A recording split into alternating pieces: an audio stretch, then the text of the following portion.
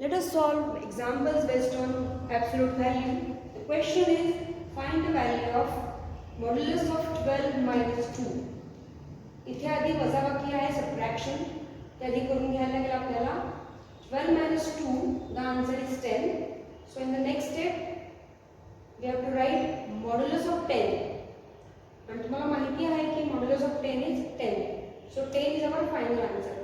In this example, modulus of 6 minus 20, subtraction करायला लागणार आहे. 6 minus 20 चा आन्सर आहे negative 14. So modulus of negative 14, that is equal to 14. 14 is our final answer.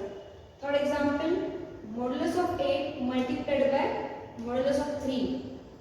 आता इथे आपल्याला या दोघांची मॉड्युलस म्हणजे ॲब्सोल्यूट व्हॅल्यू ही सेपरेट लिहावी लागणार आहे.